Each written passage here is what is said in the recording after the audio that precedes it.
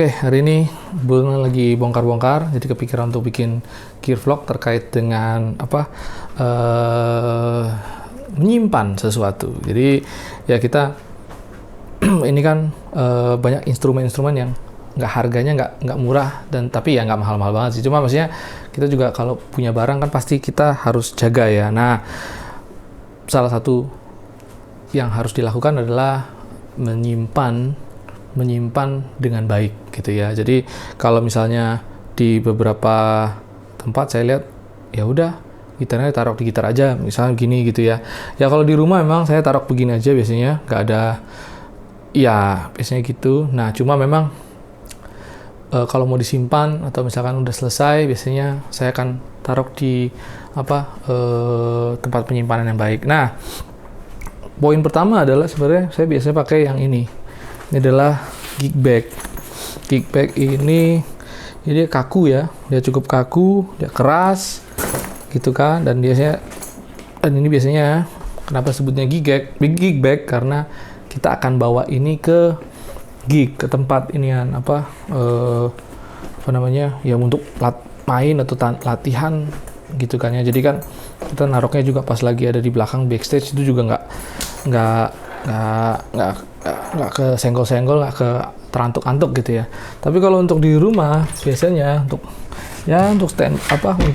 jaga-jaga rumah aja biasanya nggak apa-apa pakai soft case begini. Tujuannya sebenarnya lebih ke arah proteksi terhadap debu, lembab dan sebagainya ya. Itu jadi tapi gue juga naruhnya asal banget sih. Cuma ya biasanya saya kasih ada sorry. Biasanya saya taruh ada desi pack atau apa biar jangan terlalu lembab.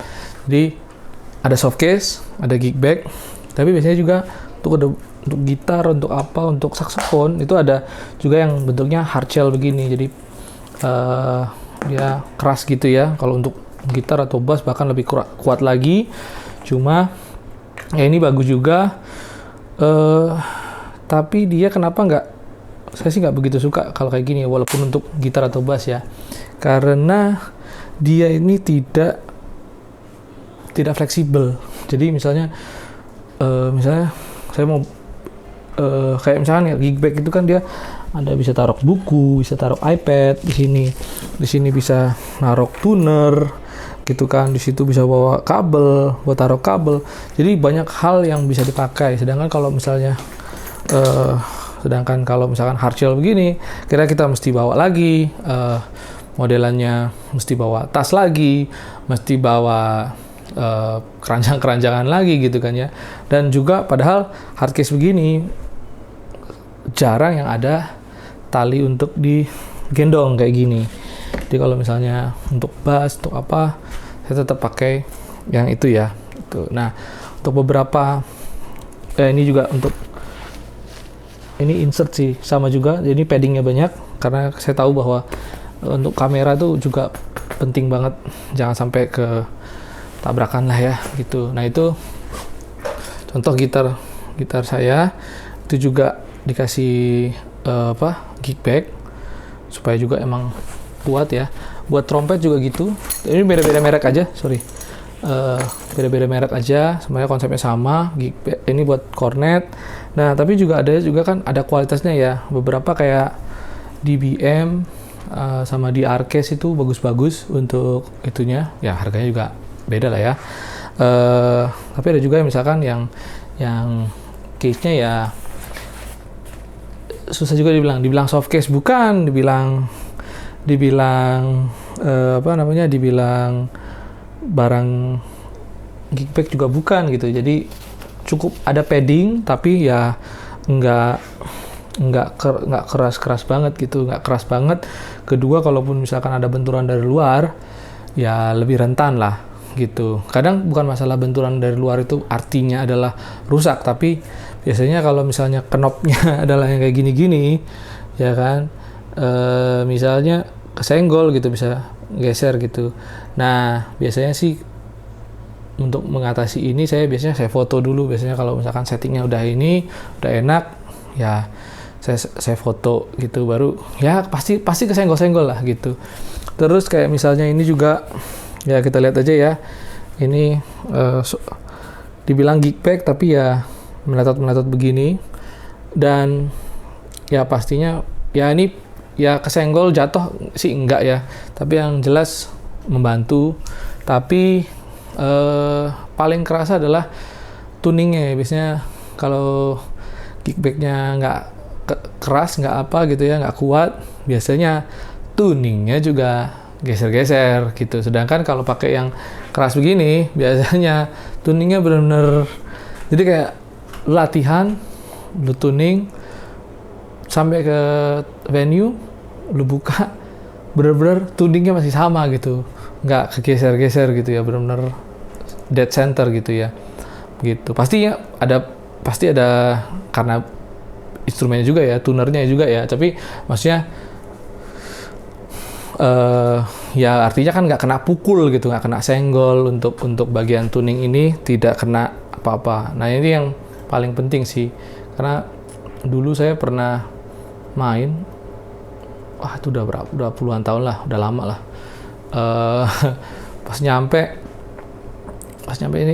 ininya patah, copot satu ininya, nggak bisa dituning kan, jadinya kan selesai sudah gitu. Untungnya masih bisa pakai obeng masih ada sisa, terus sama pakai tang ya kalau bisa dihindari ya bisa dihindari gitu sih. Nah kalau misalnya kayak gini kan harganya lumayan ya, 500, ada yang 600, ada yang 480, tergantung besarnya gitu kan ya.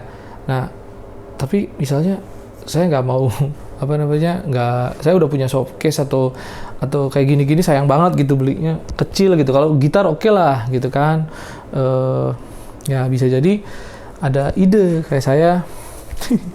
Cacat nih. Oke, jadi kalau saya ada ini sebenarnya nggak tahu pokoknya organizer orang lah ya, bentuknya kayak gimana, cuma organizer biasa aja. Nah, saya pasangin busa ati namanya, 0,5 mm di atas di bawah.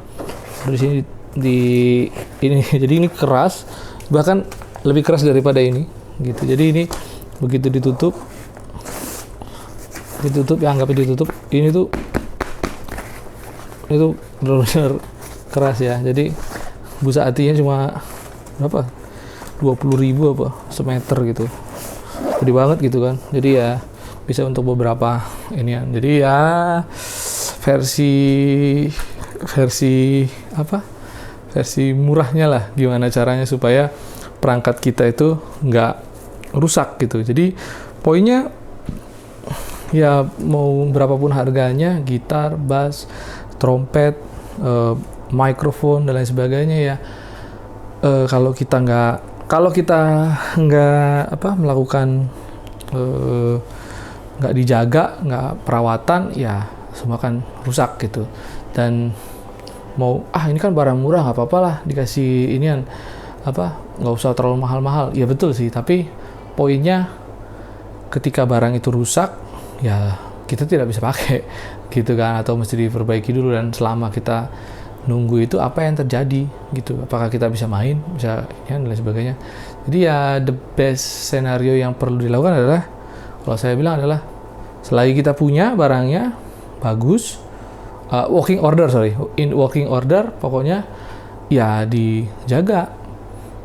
Kita belum tentu dapat lokasi yang enak, belum tentu ada ruang ganti, belum tentu di stage-nya itu bisa buka barang gitu ya.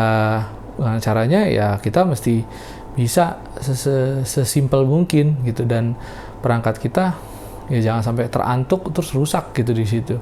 Nah jadi ya tanggung jawab kita untuk ngejaga barang itu sendiri kan. Jadi ya begitu sih. Jadi selain gearnya penting, ya protection gearnya juga mesti mumpuni.